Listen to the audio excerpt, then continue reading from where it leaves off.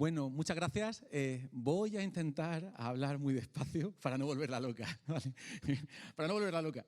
Que me conozco, luego me embalo y voy a ver si consigo bajar revoluciones. Bien, bueno, es un placer. Es un placer estar aquí. He tenido la oportunidad de charlar, conversar con algunos de vosotros estos días, ¿no? Ayer antes de ayer y esta mañana antes de empezar este acto. Y es una gozada. Estoy encantado de estar en Conse, ¿no? Ya me sale bien con acento de aquí. En Conse. Casi penquista ya, ¿no? y bueno, lo primero de todo, bueno, ayer la lectura dramatizada que se hizo en el Teatro Bio Bio, ¿vale? Me encantó, no sé a vosotros, a mí me gustó mucho. Y hay una cosa con la que me gustaría comenzar, pensar un poco que de alguna manera ver si resonamos a algunas de las ideas que Gabriela Mistral, de manera un poco implícita, tácita, encerraba en lo que se leyó, ¿no? Dramáticamente. Y era, bueno, agua, roca, animal, planta, ¿vale? Todo ese recorrido que vimos, que hacía, me da la sensación de que es un arma de doble filo, ¿vale? O sea, que podemos de alguna manera empatizar mucho y encontrarle incluso un valor estético, ¿no? Al reino vegetal, por ejemplo, o a cualquier otro de los motivos de la naturaleza, ¿vale? Aquí estamos hablando de mar y naturaleza, ¿no? En general, ¿no? Cualquier motivo. Pero digo que es un arma de doble filo porque muchas veces puede tocarnos la fibra, podemos sentirnos interpelados y que nos remueva algo dentro, ¿no? Que nos haga sentir, uy, vale, qué bien, estoy en comunicación con la naturaleza. O ya entiendo de qué va esto, ¿no? Si hablamos de crisis climática, qué es lo que tenemos que hacer para solucionar el follón en el que nos hemos metido, ¿no? Y creemos que por estar sensibilizados o por sintonizar a esa forma de comunicar ese mensaje tan bello, ya tenemos la respuesta, ¿vale? Entonces me gustaría pensar que hay más trabajo por hacer, que tenemos que darle un par de vueltas. Entre otras cosas, porque cuando hablamos de naturaleza, especies u organismos del árbol de la vida, hablo de plantas en este caso, pero puede ser cualquier forma de vida, ¿vale? Unicelulares, bacterias, mohos, hongos, animales, por supuesto, cualquier forma de vida. Pensamos de alguna manera que podemos empatizar con ellos, pero seguimos tratándolas, a las plantas en mi caso, como objetos, ¿vale? Como objetos. Muchas veces cuando doy una charla, esto no es una crítica, aquí no se ha hecho, pero otras veces pasa, pero no es una crítica, simplemente me llama la atención. Se pone a lo mejor una maceta con una planta encima de la mesa. ¿Os dais cuenta, no? Muy bello el objeto ornamental. Es algo cosmético. No se nos ocurriría, si fuese una charla sobre aves, poner una jaula con un pájaro. Claro, dirías que aberración, ¿no? Pero vamos a ver, queremos maravillarnos con la naturaleza. Una charla de aves y un ornitólogo, una ave enjaulada. Diríamos, ¿pero esto qué es? Bueno, tenemos que entender que de alguna manera esa maceta es una planta enjaulada. Porque por encima de ser objetos dignos de apreciación, son seres sintientes, seres vivos. ¿Vale? Entonces, ese es un poco el cambio de chip, ¿no? El cambio de chip de pensar, que no son meros objetos, son sujetos, agentes, con sus intereses, con sus inquietudes, ¿vale? Bueno, y la otra cuestión, hablando antes con algunos de vosotros también, me gustaría que nos sintiéramos todos interpelados. O sea, porque muchas veces se tiene la idea de que este es un discurso para expertos. No, es que es el experto el que se tiene que pronunciar. De hecho, hasta podéis pensar, y os animo a que lo hagáis, que hasta que me interrumpáis y me preguntáis, oye Paco, ahí pone filósofo de la ciencia. ¿Por qué no hemos invitado a un botánico, ¿no? A un biólogo vegetal, si se trata de hablar de la inteligencia de las plantas, y no a un filósofo, ¿vale? Entonces, aquí hay algo muy interesante que me gustaría que pensáramos entre todos, por eso digo de sentirnos todos interpelados.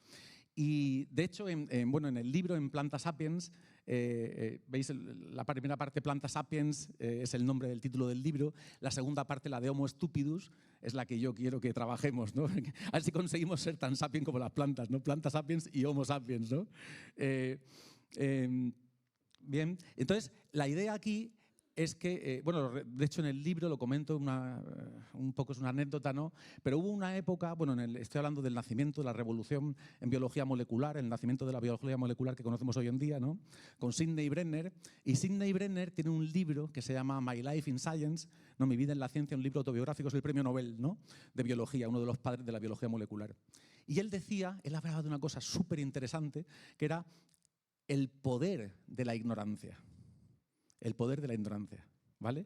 Entonces decía, estamos un día en el Cavendish, en el laboratorio Cavendish en Cambridge, donde se gestó pues, toda esta revolución de la biología molecular en los años 70, ¿no? Y estaban un poco pues, atascados, ¿vale? Tenían un problema y decían, bueno, pues ¿cómo solucionamos esto? Y cómo solucionamos esto quería decir, ¿qué hacemos? ¿Contratamos a más biólogos? Somos 18, por ejemplo. ¿Contratamos al biólogo número 19? Y que se sienta aquí y saca otra silla. Venga, a pensar todos. ¿Cómo funciona esto? ¿Hace falta más mentes que piensen en los mismos términos? ¿O hace falta una mirada fresca, una mirada distinta? ¿Lo veis? Y resulta que en aquella época había, creo que era no sé si era un informático o un ingeniero de la entonces, ¿no? Unión Soviética, y estaba de visita en el laboratorio y claro, no sabía nada de biología,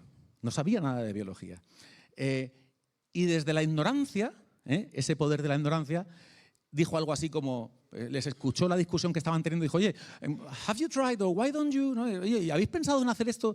Y una pregunta que era una marcianada, que no tenía ningún sentido y acabó siendo la tecla, acabó siendo la clave de la solución, porque él se había enfrentado al problema con otras herramientas, con otro marco conceptual, desde otra perspectiva, y entonces veía lo que los demás no podían ver, paradójicamente, por saber demasiado de su campo.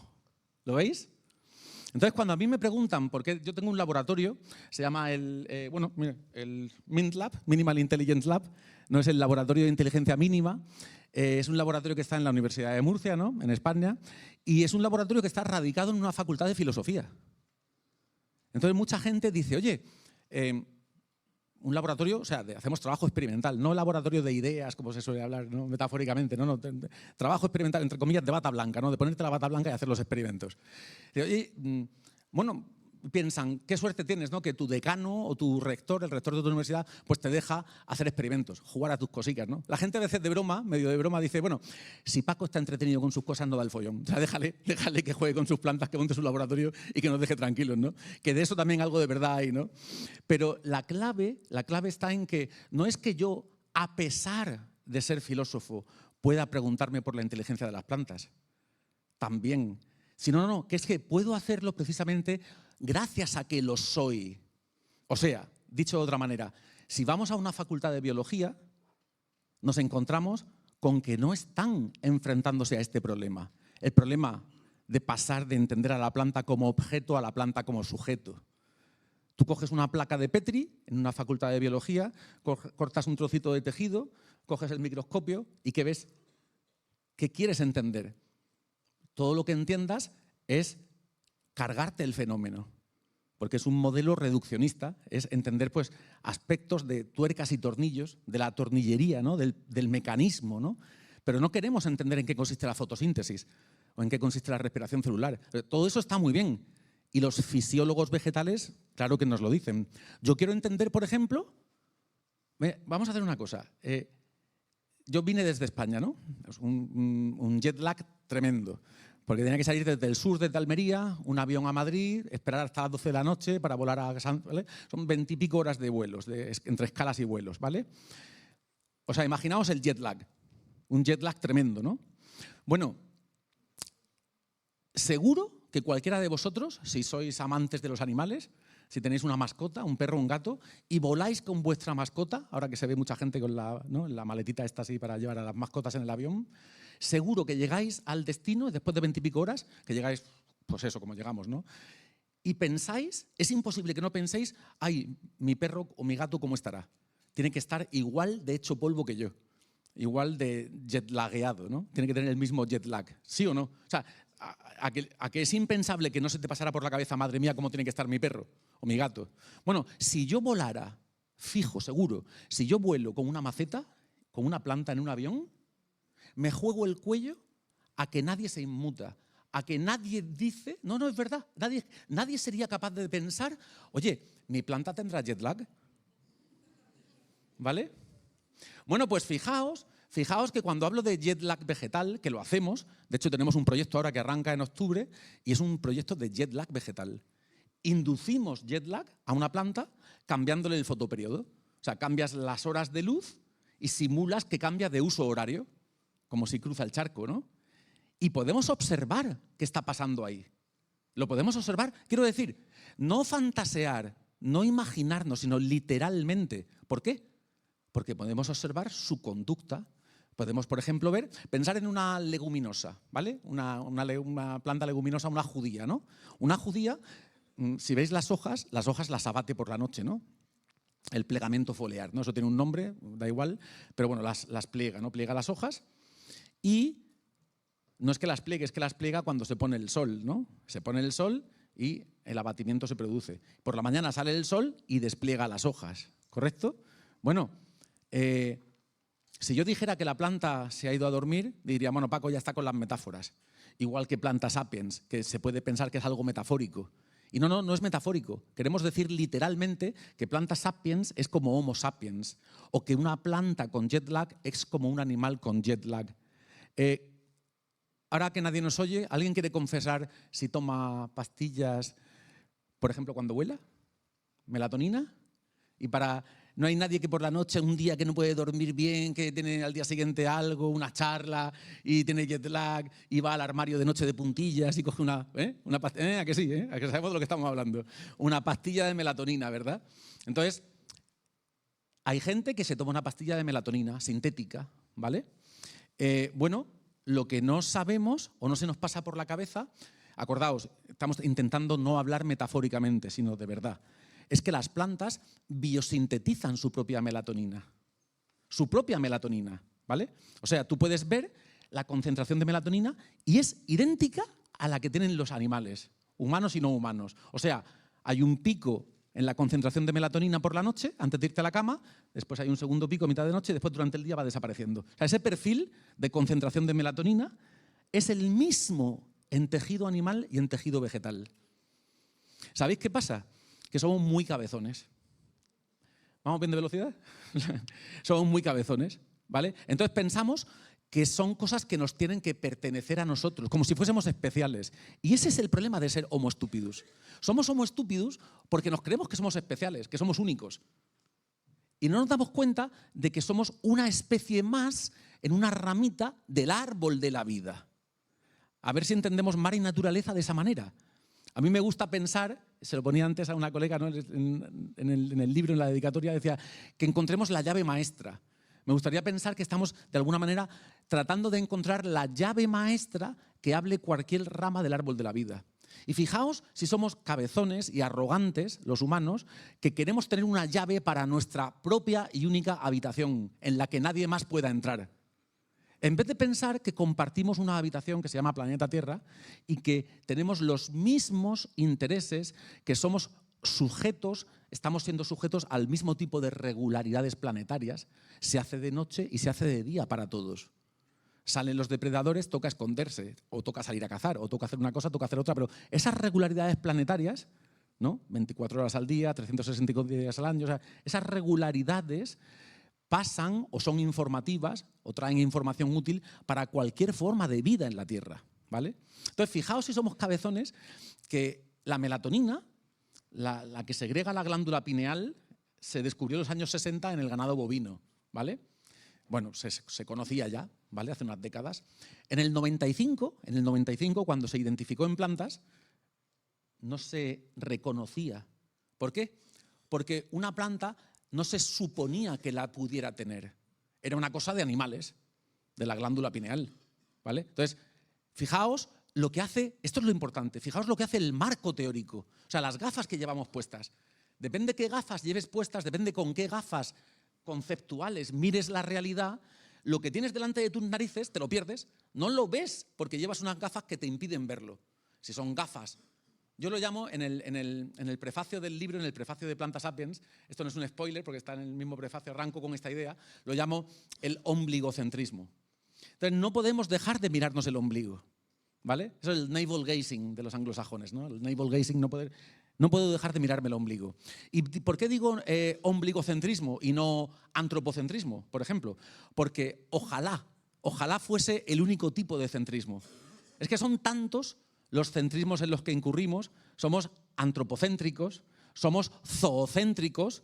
Ay, mi perrito tiene jet lag, pero la planta que le den morcillas, ¿vale? Somos neurocéntricos, Oye, una planta, ¿cómo va a ser inteligente si no tiene tejido neuronal? Si no tiene neuronas, ¿cómo va a ser inteligente? ¿Lo veis? Una cosa más, este ya es un neologismo que es difícil de acuñar, somos locomocioncéntricos. O sea, nos obsesionamos con la locomoción, con el desplazamiento. De hecho, hay mucha gente que dice las plantas no pueden ser inteligentes. No pueden serlo porque son sésiles, no se desplazan, están ahí quietas. Es que no hacen nada. Y los animales, que tienen que estar para arriba y para abajo, claro, un animal no puede permitirse el lujo de ser tonto. Sería pan comido, ¿no? No puede ser. Y sin embargo, fijaos, si somos tontos, arrogantes, que en vez de decir, oye, cuidado, vale, las plantas son sésiles, no se desplazan, pero vamos a ver, qué listas tienen que ser, qué listas precisamente, ¿vale? Qué listas tienen que ser para, a pesar de no poder salir por patas cuando venga un depredador o surja un problema, no haberse extinguido y seguir pasando sus genes exitosamente. O sea, si están aquí y no se han extinguido y resulta que no podían salir corriendo como tú y como yo, bueno, algo tienen que estar haciendo muy bien. ¿Lo veis? Depende qué gafas lleves puestas, pues no te enteras de lo que pasa delante de tus propias narices. Entonces, estamos rodeados de inteligencia y no las vemos por los prejuicios ombligocéntricos, ¿vale? Por esa mirada ombligocéntrica que tenemos. ¿Bien? ¿Se ve la idea? Entonces, nosotros, fijaos, ¿nosotros qué hacemos? En el laboratorio, porque esa es otra cosa. Nosotros pensamos que la inteligencia humana está ahí delante de nuestras narices, ¿no? O sea, claro, nosotros, los nuestros no lo cuestionamos. Es que no se nos ocurre cuestionarlo. Bueno, pregunto, ¿alguien ha visto la inteligencia de alguna persona alguna vez? Perdona, pero yo no veo tu inteligencia, yo veo, no te estoy insultando, quiero decir que no la puedo ver directamente. Yo puedo inferirla, ¿no? Yo puedo inferir tu inteligencia. Pero de hecho, si te abro el cráneo, pues montamos aquí un follón tremendo, pero tampoco la encontramos, la inteligencia. O sea, la inteligencia no se observa directamente, se infiere. ¿Y cómo la inferimos? O sea, pensar, ¿cómo sabemos si un ser es inteligente o no? Bueno, podemos estudiar su comportamiento. O podemos, como en los hospitales, ¿no? Pues hacer un electroencefalograma y buscar pues, lo que llamamos un correlato neuronal, ¿no? De una capacidad cognitiva, de algo que esté el sujeto pensando, ver qué se enciende en su cerebro, ¿no? ¿Cuál es el correlato neuronal de una capacidad psicológica? Cuando estás pensando en esto, cuando imaginaos que estás rotando un objeto mentalmente, pues podemos ver qué parte de la corteza cerebral se activa y qué está haciendo, ¿no? O sea, tenemos como dos ventanitas, ¿vale? Pues fijaos que en el fondo esto es bastante más fácil de lo que parece. O sea, no hay que hacer nada distinto. Si superamos esos prejuicios, esa arrogancia la dejamos a un lado, es que es más sencillo de lo que parece, porque no hay que hacer nada distinto de lo que ya hacemos para estudiar a los animales. O sea, utilizar esas mismas dos ventanitas. ¿Qué hacemos en el laboratorio? Claro, es cierto que las plantas, bueno, iba a decir son lentas. Hasta yo, ¿ves? Es que hasta yo tengo las gafas puestas defendiendo lo opuesto. Porque las plantas no es que sean lentas. Las plantas van a la velocidad que tienen que ir. O sea, qué manía de compararlas con nosotros. O sea, es que la planta no tiene que ir al supermercado a comprar y hacer la cena. Ese es tu problema como animal. La planta hace fotosíntesis. Entonces, no es que sea más lenta, es que va a la velocidad que está bien adaptada para el tipo de problemas que ella tiene. Tiene distintos problemas, aporta distintas soluciones, ¿correcto? O sea, es distinto. Entonces no tenemos que medirlas desde nuestra perspectiva, ¿vale?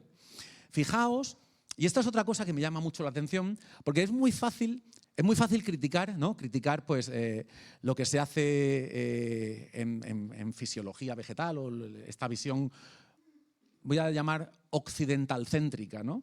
esta visión de la ciencia occidental, donde decimos, oye, a lo mejor nos estamos perdiendo algo que el conocimiento tradicional nos podría dar, ¿vale?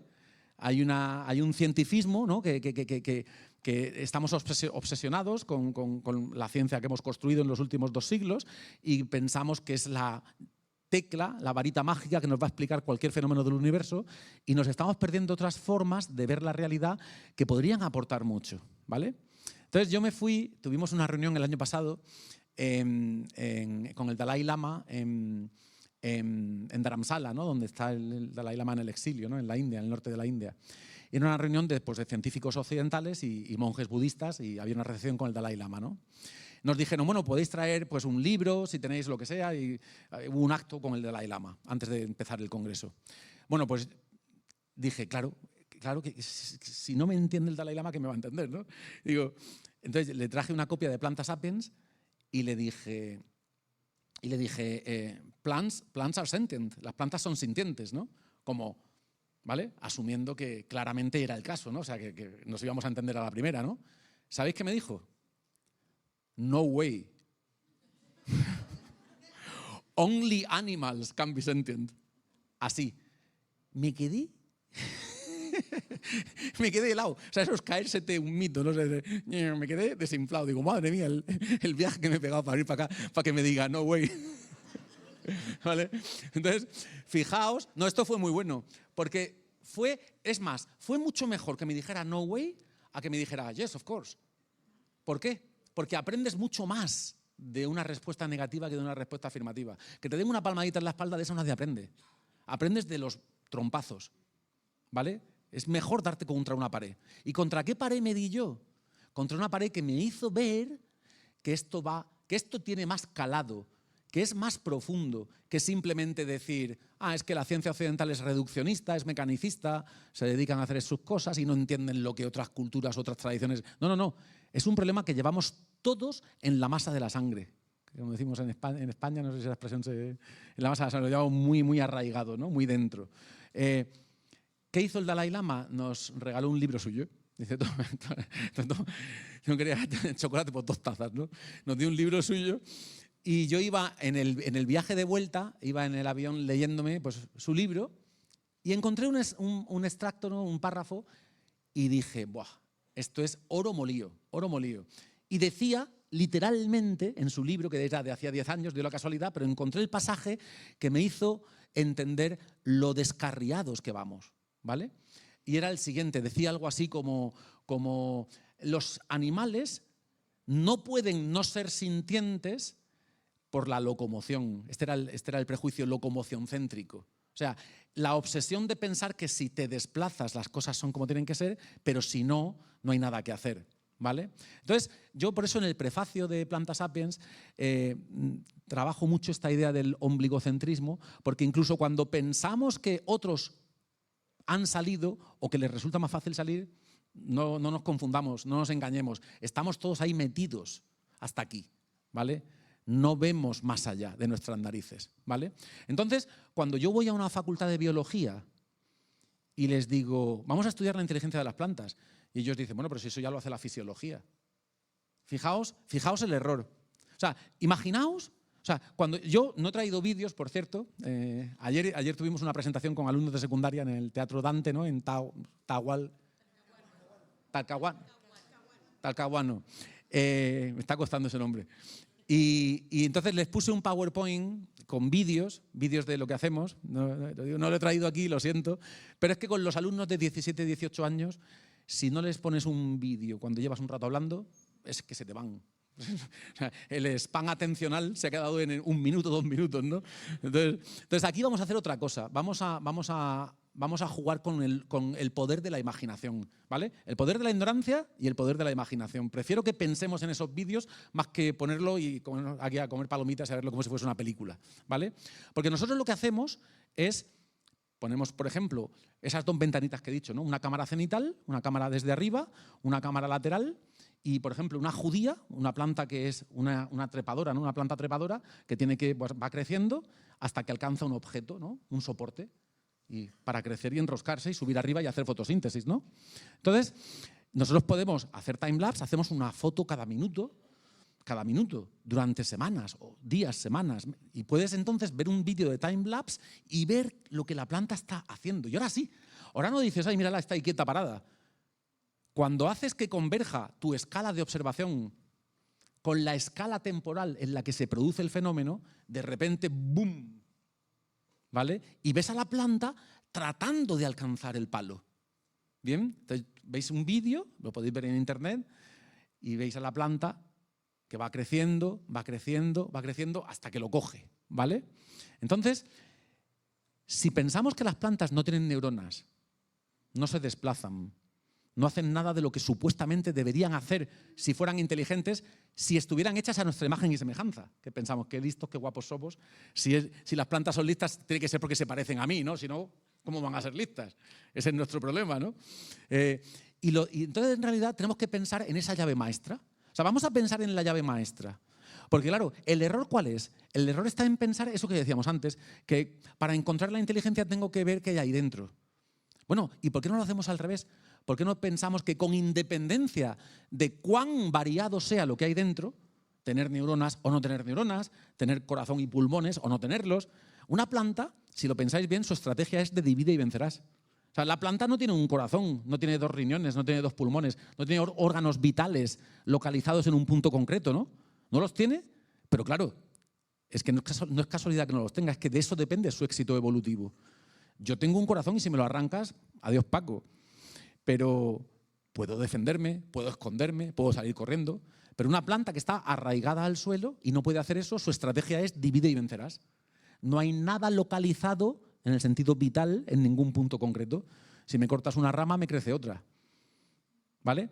Entonces, esta estrategia de descentralización hace que no encontremos nada que sea esencial, que esté localizado en un punto concreto. ¿Vale? Pero eso no es el problema. El problema no es, anda, qué distintos somos. Claro, y una bacteria también es muy distinta. El problema es que nos acordemos de que todos vivimos en la misma habitación de hotel. Que lo importante no es qué es lo que está aquí dentro, sino qué es lo que está ahí fuera. ¿Y fuera qué es lo que hay? Vamos a pensarlo bien. ¿Fuera qué es lo que hay? Hay incertidumbre. O sea, pueden pasar cosas y no sabemos qué es lo que va a pasar. Pero podemos explotar regularidades. Hay cosas que pasan regularmente, eso que decíamos antes, ¿no? Sale el sol, se pone el sol. Entonces, claro, hay información que es muy valiosa, pero para cualquier forma de vida. Y que, por cierto, esa es la razón por la que no es descabellado o tiene todo el sentido del mundo pensar, como es el caso, que las plantas también tienen sus relojes circadianos. O sea, el reloj circadiano, ese reloj que nosotros llevamos dentro, ¿no? Ese reloj que cuando se va de fase, se va de su hora, cuando cruzas el charco, te produce el jet lag, porque para tu cuerpo tenía que ser esta hora y de repente es esta otra hora. Ese desfase es lo que, ¿vale?, te da el jet lag. Claro, desfase respecto a un reloj interno. Bueno, las plantas también tienen su reloj interno. También tienen su reloj interno. O sea, el mismo reloj circadiano. O sea, los relojes circadianos están en la naturaleza para cualquier forma de vida. Porque ¿a qué forma de vida no le viene bien pensar, uy, ¿cuánto queda para la cena? ¿Cuánto queda para acostarse? ¿Cuánto queda para que salgan los depredadores? Claro, es que necesitamos todos un reloj. Entonces, la naturaleza, esas regularidades son las que nos dan esas pistas. La naturaleza es informativa porque es regular. Pasan cosas de manera periódica. Y sobre eso es sobre lo que cualquier forma de vida se apoya, lo explota, ¿no?, para de alguna manera pues, comportarse exitosamente, adaptativamente, ¿no? Ahora, pensar en la crisis climática. ¿De qué va esto de la crisis climática? De que nos han cambiado las reglas del juego a mitad de partida. Las certidumbres que tuviéramos en base a esas regularidades van desapareciendo. Ay, tocaba esto y resulta que esto ya no toca. Nos cambian los patrones. ¿Lo veis? Hay una falta de sintonía, nos desincronizamos con respecto a esas regularidades para las que estábamos bien habituados. Tenemos que cambiar el chip, ¿no? Tenemos que cambiar, ¿vale? Pero ¿lo veis? Pasa a cualquier forma de vida. Eso, si lo pensáis bien, para no hablar metafóricamente, para hablar en concreto, porque la gente dice, bueno, Paco, pero mucho rollo, pero al grano. ¿Qué es eso de la inteligencia? ¿No? ¿Por qué las plantas son inteligentes? Bueno, ¿qué es la inteligencia? Pues la inteligencia, para mí, es comportarse de manera adaptativa, por supuesto, pero claro, no podemos decir que somos inteligentes simplemente por eso. Un oso polar no es inteligente por ser blanco. Eso es éxito evolutivo, ¿no? Una adaptación. Claro, simplemente los que se podían camuflar son los que pasaban sus genes.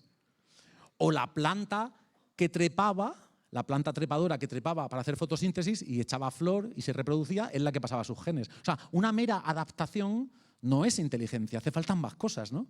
Bueno, ¿qué más cosas pueden hacer falta?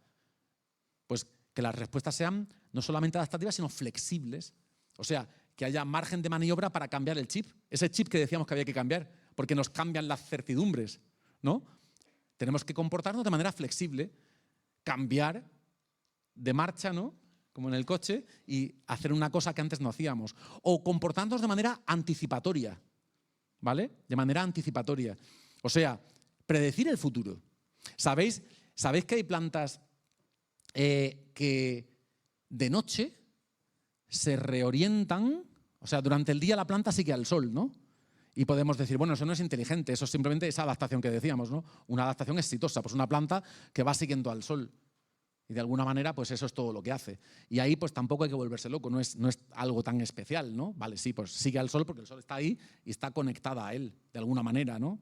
Como si le echas un lazo, ¿no? Y lo voy siguiendo como una cometa, ¿no?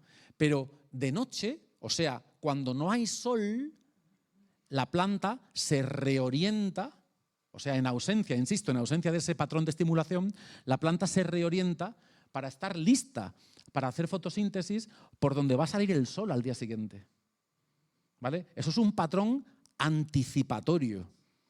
¿Bien?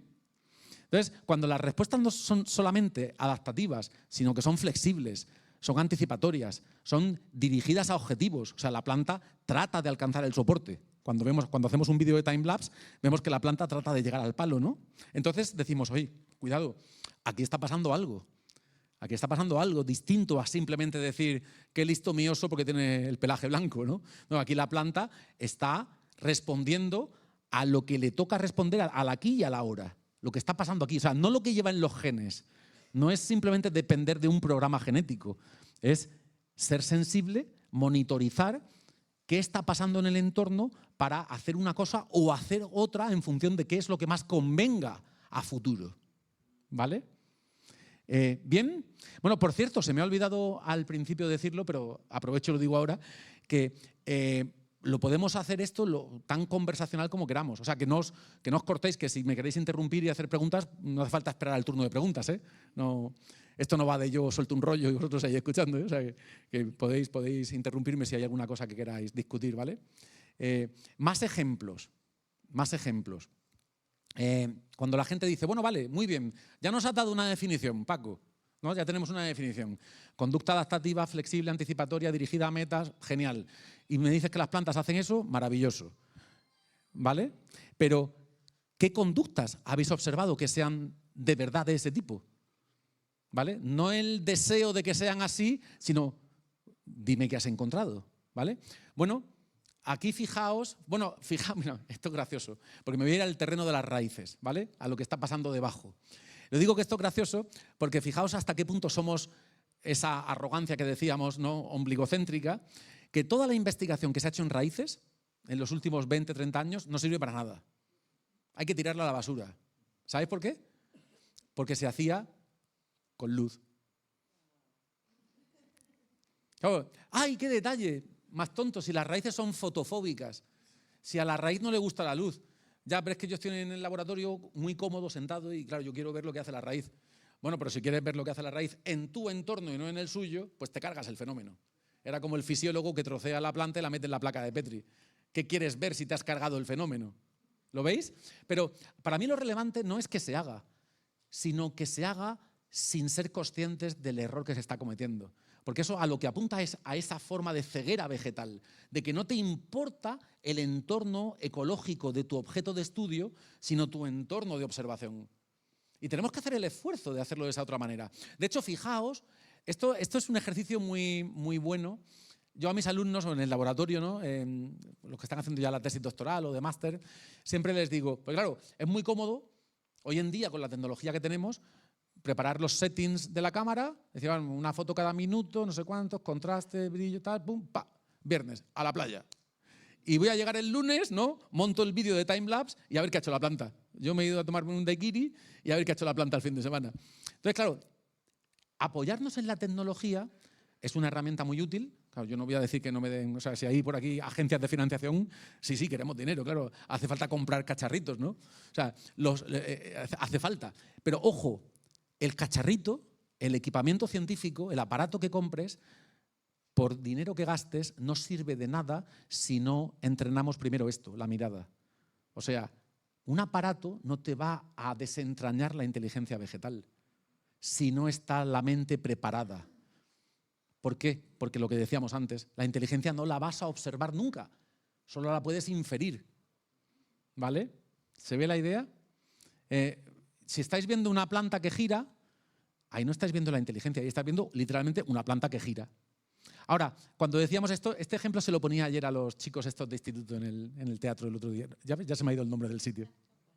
En el teatro. ¿Vale? Y les ponía este ejemplo. Digo, imaginaos que yo voy por la noche al cuarto de baño. Y mi hijo, que ya lo verás, son unos cabritos conforme van creciendo, te dejan juguetes por medio del pasillo, ¿no? Sí, hacen como que, pero para que tropieces, ¿no? Entonces, ha dejado un camión por la noche en el pasillo, ¿no? Y yo voy al cuarto de baño con la luz apagada, ¿no? Y tal, y me tropiezo, ¿no? Bueno, si tú pones una cámara y me estudias, como si yo fuese tu planta, vamos a estudiar la conducta de Paco. Tú puedes poner una cámara y ver, pues, cómo yo voy andando, ¿no?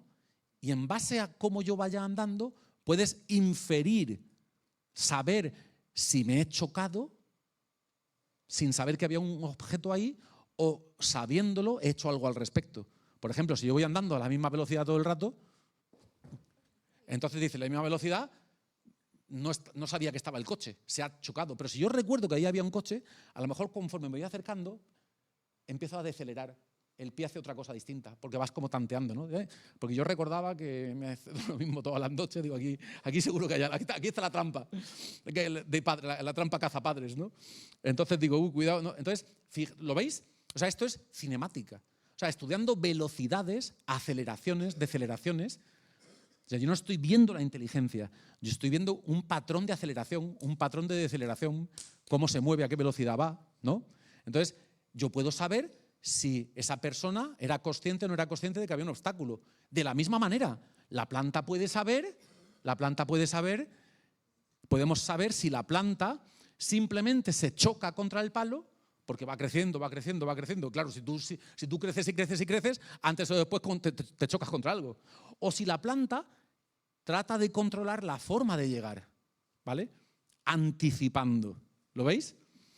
Ahora, ejemplos bajo tierra, os decía antes, ¿no?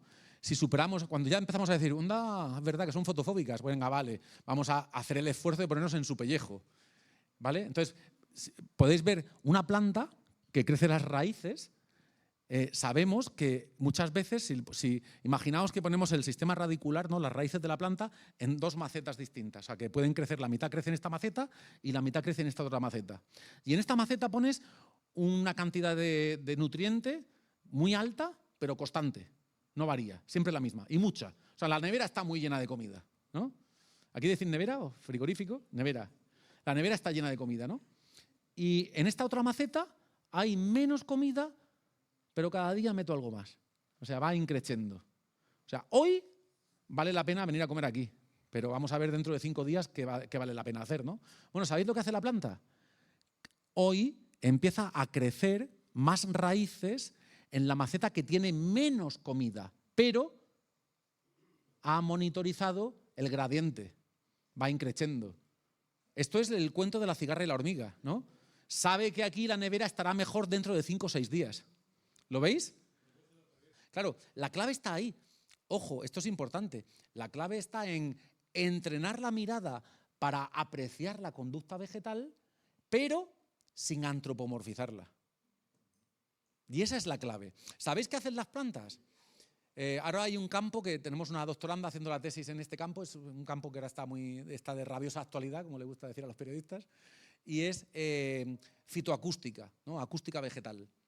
Hay plantas que perciben patrones de vibración, ¿no? De un polinizador, ¿no? Por ejemplo, y en función de qué polinizador sea, si es el que le conviene, incrementa o no la concentración de néctar. ¿Vale? O sea, para atraer a su polinizador, más néctar, eres tú. Pero eres tú significa que he identificado a mi polinizador potencial en base a las vibraciones de las alas. ¿Vale? El patrón de vibración, y lo distingue de otros patrones de vibración. Hay otras plantas que cuando se la están, por ejemplo, una oruga se la está comiendo, segrega unas toxinas que hacen que la oruga se convierta en caníbal y deje de comerse a la planta y se ponga a comerse a otra oruga que tiene al lado. Con lo cual matas 2 pájaros de un tiro. La oruga que ha muerto ya no te va a hacer nada y la otra se ha quedado saciada, no tiene más hambre. O sea, es impresionante. Pero claro, todo eso que está ahí pasando delante de nuestras narices, si no entrenamos el ojo, si no nos sacudimos todos esos prejuicios, no vamos a poder hacerlo. Es imposible, ¿vale? Mira, otro ejemplo. ¿Os suena, bueno, el glutamato, el GABA, son neurotransmisores, ¿no? O sea, en fisiología animal, pues hablamos de neurotransmisión, ¿no? La transmisión del impulso eléctrico a través de, ¿no? Entre neurona a neurona a través de un neurotransmisor, ¿vale? Las plantas tienen glutamato, tienen GABA, tienen dopamina, serotonina, todos los neurotransmisores que conocemos también están en plantas, ¿vale? ¿Y sabéis qué pasa cuando tú le dices a un fisiólogo vegetal, que ese neurotransmisor está ahí, que el glutamato está desempeñando esa función de señalización, ¿no? De señalización sistémica, o sea, de toda la planta, ¿vale? Te dicen, no, eso es un metabolito, dice, eso es un mero, o sea, es un resultado metabólico, ¿no? Eso no es señalización, no hace lo que hace un neurotransmisor en las neuronas, ¿no? Eso no es lo mismo. Como antes decíamos que la melatonina no es lo mismo, ¿vale? Eso tiene que ser otra cosa, eso es nuestro, ¿no? No nos quites lo que es nuestro, ¿no? Bien, bueno, pues lo que se ha visto con técnicas de tinción es que el glutamato pone en marcha una onda de calcio que se expande por todo el cuerpo de la planta y cuando una oruga se la está comiendo, gracias al incremento de ese glutamato y la expansión de esa onda de calcio, pone en marcha mecanismos de defensa de la planta en otra parte de la planta donde todavía no hay orugas y empiezan a segregar toxinas para repelerlas antes de que se produzca el ataque. O sea, fijaros si hay señalización, ¿vale? Entonces, antes os decía que el poder de la ignorancia, ¿no? Decíamos, bueno, si somos filósofos podemos hacer cosas que ellos no se preguntan. Un biólogo hacía sus cosas, ¿no? Un psicólogo te diría, vale, sí, nosotros estudiamos la inteligencia, pero claro, de sistemas neuronales, de animales con cerebro, con neuronas. Pero tú, ¿qué vas a poder investigar en plantas si no tienen ni neuronas? ¿Lo veis? ¿Por qué no se le presta la misma atención al rol del neurotransmisor, del glutamato o del GABA, cuando está en un tejido vegetal, por el prejuicio zoocéntrico de que si no es de un animal no puede estar desempeñando ese rol? ¿Se ve la idea?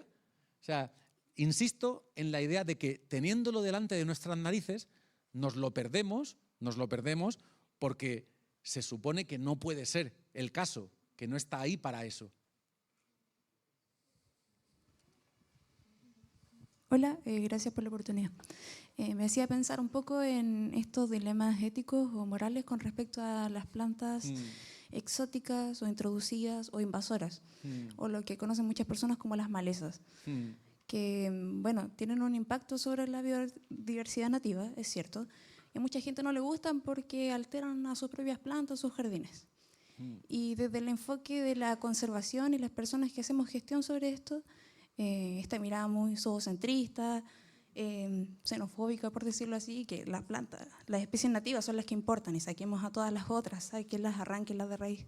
¿Qué podrías tú acotar a esa discusión? Porque es súper polémico igual tratar de preservar especies que son introducidas, o sea, no es preservar, pero es dejar de descalificarlas por el hecho de existir. Sí. No, esa es una muy buena pregunta y muy difícil de responder. No hay una receta clara sobre qué hacer. Entre otras cosas, ¿sabes por qué? Porque la forma en que se plantea la pregunta lo que refleja, no digo tú aquí, digo el problema, ¿no? En general, que está ahí, está sobre la mesa ese problema, ¿no? Es que se nos olvida esa idea que hablábamos al principio con lo de Mistral, ¿no? De que no somos amo y señores, ¿no? No somos los amos de la nave en la que vamos, somos unos viajeros más, somos coactores. Y el pensar que somos nosotros los que tenemos que decidir qué hacer, cuándo y dónde, es muy significativo para mí del rol que nos arrogamos, ¿no? La función que creemos que tenemos. ¿Por qué digo esto? Porque piensa que esta misma idea de exótico o no exótico depende de una escala temporal. Si me apuras, en una escala temporal suficientemente amplia, todo es exótico o nada lo es.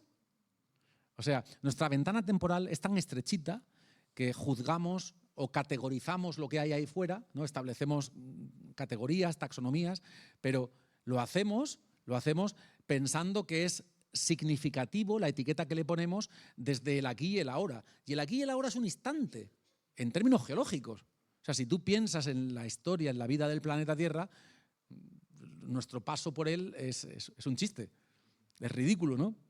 Entonces, claro, la planta que tú tratas como de aquí, hace mucho tiempo vino de algún lugar, en algún momento fue exótica. Entonces, es difícil ese debate. Que por cierto es un debate parecido, no es lo mismo, pero aprovecho a ver qué piensas tú, porque digo en el sentido, hablando de la inteligencia de las plantas y la conservación o el cuidado que hacemos de ellas. A mí me gusta pensar que las plantas más inteligentes, ¿sabes cuáles son? ¿Cómo las has llamado tú? ¿La maleza? La maleza, ¿no? Yo lo llamo las malas hierbas, ¿no? ¿No? Malas hierbas. Pues tú piensas que tú tienes tus flores en el jardín y tus rosas y tus lo que sea, ¿no? Y estamos todo el día cuidándolas. Y le pongo lo que necesita, y la mimo, y la cuido, y la riego, y le pongo la luz que quiere. Y las tenemos, vamos, están mejor que nosotros, ¿no? Como se suele decir, mejor que en brazos, ¿no? Están mejor que en brazos. Y lo que estamos haciendo, de alguna manera, muchas veces, es volviéndolas tontas, dependientes. No se tienen que sacar las castañas del fuego. Una mala hierba es justo lo opuesto. Para mí son las más inteligentes porque haces lo contrario que con las plantas de tu jardín. Las arrancas y prosperan y prosperan y prosperan. Claro, es más, cuanto más luches contra ellas, más listas se vuelven, porque tienen que ingeniárselas, ¿no? Si lo sabéis bien, ¿no? Porque es una lucha constante contra las malas hierbas para cuidar las flores de tu jardín. Pero desde una perspectiva que no sea la tuya, porque claro, esa perspectiva es la nuestra, la egoísta, la de nosotros, amo y señor, ¿no? Pero si lo piensas desde la perspectiva de ellas, es otra cosa totalmente distinta. Entonces, hay una visión en conservacionismo que es la de tomar distancia. Quizás más que ser el director de orquesta, vamos a ser un músico más de la orquesta. Muchas gracias por la conferencia. Quisiera hacer la pregunta porque usted, para explicar la inteligencia de las plantas, plantea que sienten. Sí. Y nosotros, humanos, cuando queremos decir que alguien es inteligente, no decimos que es sensible. ¿Podría aclarar un poco más esa relación? Sí. No, muchas gracias. No, efectivamente, es que no son la misma cosa. Son dos cosas distintas. Una cosa es la cognición y otra cosa es la consciencia, ¿vale? Entonces, de hecho, se pueden dar todos los escenarios posibles. Puedes tener organismos que sean inteligentes y sintientes. Que sean inteligentes, pero no sintientes. Que sean tontos y sintientes o que no sean ni una cosa ni la otra. O sea, todas las combinaciones son posibles. Pero efectivamente está bien traído el punto porque una cosa no equivale a la otra. Entonces, las plantas estudiamos su inteligencia y también estudiamos su sintiencia. Ahora, fíjate, ¿cómo se estudia la sintiencia de los animales? Volvemos un poco a la idea de que no se puede estudiar de manera directa, ¿no? Yo no puedo ver la inteligencia de un animal o de una planta y tampoco puedo ver su sintiencia. Porque la sintiencia, la experiencia subjetiva, ¿no? Es eso que todos tenemos y que desafía verbalizarlo, ¿no? Esa experiencia en primera persona, ¿no? Yo siento, yo solo sé lo que es sentir como Paco, nadie más puede sentirlo, ¿no? Eso, nosotros para pasarlo a la tercera persona, o sea, para estudiarlo científicamente, necesitamos hablar de marcadores, indicadores de la sintiencia, ¿vale? Fíjate qué marcadores se utilizan para hablar de la sintiencia animal. Por ejemplo, la respuesta a analgésicos o anestésicos, ¿no? Un sistema que lo sometes a la anestesia, pues pensamos que es sintiente. Que de hecho cuando sale de la anestesia, ¿qué recupera al salir de la anestesia? Recupera la capacidad de sentir, ¿no? Eso parece obvio, ¿no? Bueno, Ese es el arranque de Planta Sapiens. En el libro empezamos describiendo la forma en que anestesiamos a una planta. Pero ojo, ¿sabes cómo la anestesiamos? Y esto es importante, con el mismo anestésico isoflurano que se utiliza en los hospitales veterinarios. ¿Por qué? Porque hemos encontrado la llave maestra. Eso que decíamos de la llave maestra, que abre cualquier rama del árbol de la vida, es esa. O sea, pensadlo bien, esto es así, ¿eh? O sea, tú coges una planta, nosotros la ponemos en una campana de cristal, insertamos, metemos dentro un algodón empapado en isoflurano, en el anestésico veterinario, y al rato la planta lo absorbe por las hojas y ya deja de hacer lo que hacía, ¿vale? O sea, tú la tocas y ya no hace... Si es una planta que se pliega cuando la tocas, como la mimosa púdica, pues ya deja de plegarse.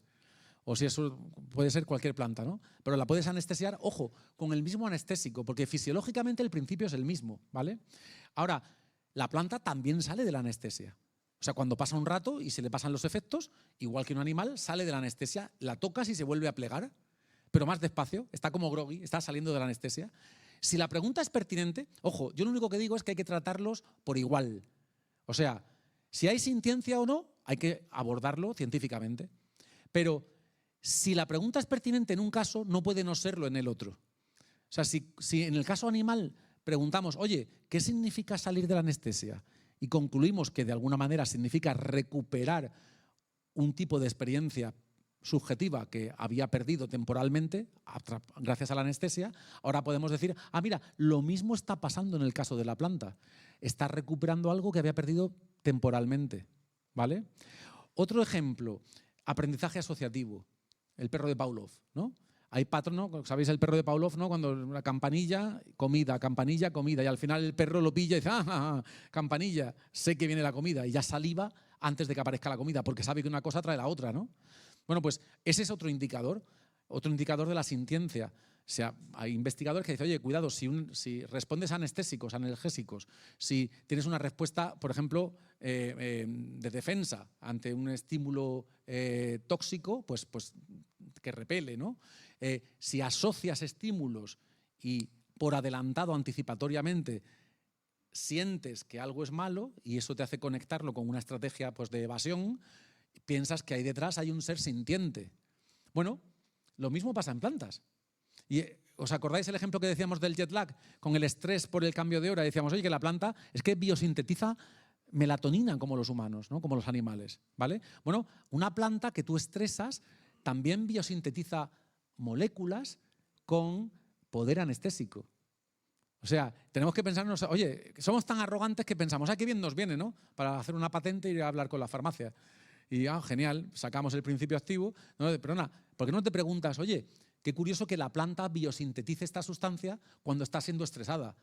Vamos, es que blanco y en botella. Claramente es algo que está utilizando en su propio beneficio. No va a segregar esa sustancia porque a ti te viene bien. Pero sí, efectivamente son dos cosas distintas, ¿vale? ¿Queda un minutillo? Sí, mira.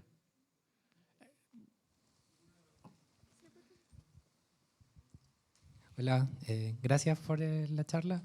Le quería preguntar sobre cómo conceptualizan ustedes la capacidad de agencia de las plantas. ¿La capacidad de? Agencia de las plantas, más allá del movimiento. Quizás como en ámbitos comunicativos entre plantas, entre distintas especies, algo por el estilo. Sí, totalmente. Bueno, piensa que la misma idea de individuo desafía el concepto de individuo que tenemos los animales. Pero claro, para nosotros parece que un individuo está muy claro lo que es, ¿no? Nosotros, cada uno de nosotros, ¿no? En una planta son a la vez individuo y población, ¿no? Porque no encuentras, ¿te acuerdas que decíamos que son totalmente descentralizadas? Entonces cada ápice, cada punta de cada tallo o de cada raíz, en realidad, entre comillas, es un propio individuo, es su propio individuo, ¿no? Cada uno va haciendo sus cosas, pero se organizan, es una conducta separada pero orquestada. Con lo cual es fundamental esa comunicación. Hay comunicación dentro del propio cuerpo de la planta, entendido como una comunidad, y se comunican entre ellas para, de manera sistémica, responder a pues, lo que pueda pasar de ahí fuera. Por ejemplo, cuando los tallos crecen en una dirección, las raíces van a hacer una cosa distinta, van a compensar de manera distinta. Y ese patrón de crecimiento se comunica a lo largo del cuerpo de la planta, ¿no?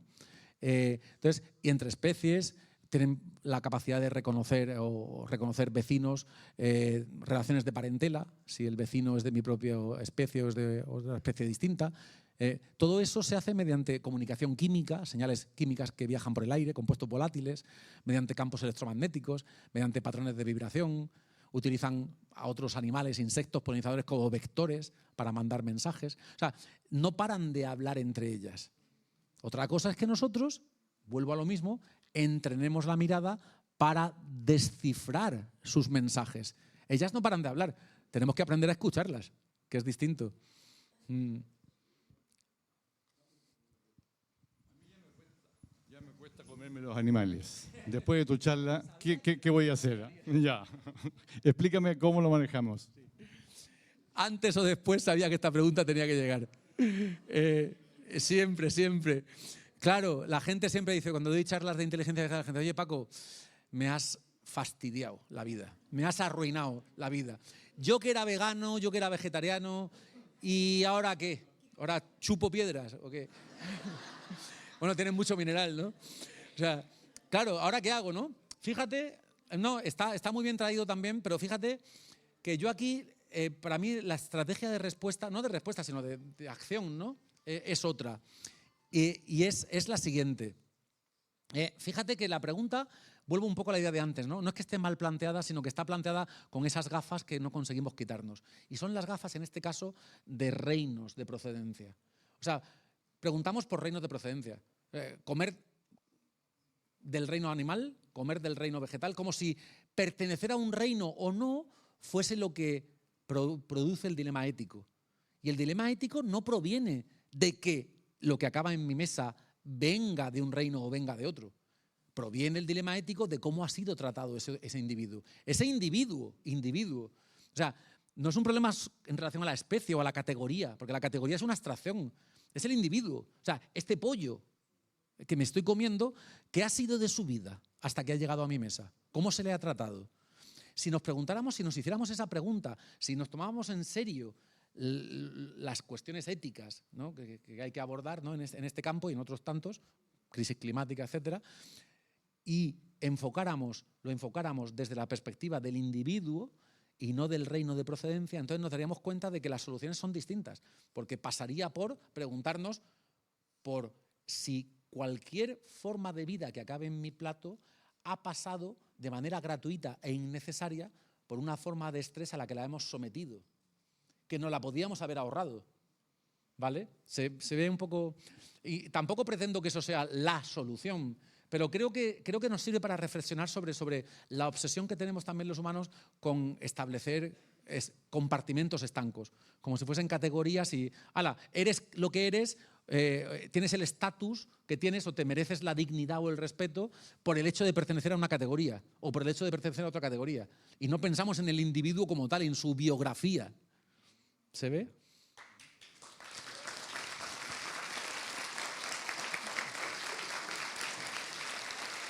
Gracias.